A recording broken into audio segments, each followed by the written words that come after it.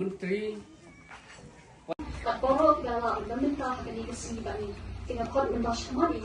Ken bat ndrei ka traditional knowledge ne ka jing tuk tendrai ka bade Hai teknik por ngapli yo mi mau sana.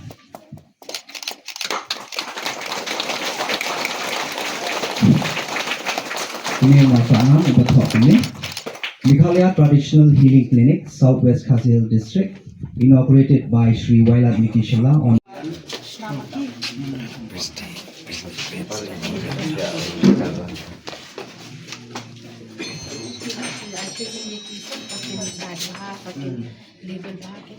Kini baru kita sudah mati. Knowledge ke jongki, kita kita bah proper packaging, proper labeling, dan kita juga expiry date dengan kita training kita di anak BPRDC. Apo ka distrik Kejongi bangi yo ben pli ya mereka Meghalaya Traditional Healing Clinic kalau ka jingkerku na kota Kejongi ke distrik hi bro kawe ni ya ke jiku play ya i chief minister Bram Jongi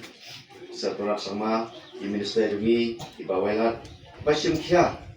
halor kini kikam kani ka center ha kajing suthu kajanga junga kalong kabalai hapo kajala kajungi nidon hapo riboi nidon hapo nongspan dan nenta nidon hapo angne hapo Southwest Khasi Hills District kajungi te khampam yapi ki nong aidawai khasi kajungi na kalian ka sokar ujuk na kalian ka district council ka pelkuk burom yapi mo kajuk nunchwa kubur bangi shu ai kat pamon kumtu gimdon be itu Nisngau tho haka jingkum ka health department ni pe nisngau tho ba haka jingpang ki pai ba ki lei kat shaba kisngau ya kinam ong ba kata ka sarkar nem tip dei mano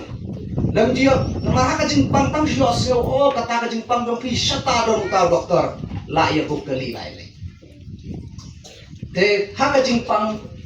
pinyo iba nim pecho nim kencho ya ka jinglut nim kencho ya ka jingjengai ya kai kai kat sabangi tip ba kani ka jingpang dungi ka yarap namta nilai mare tambah haka joka por ka sarkar especially na ka health department kadai ka kamram jongi roban pentikna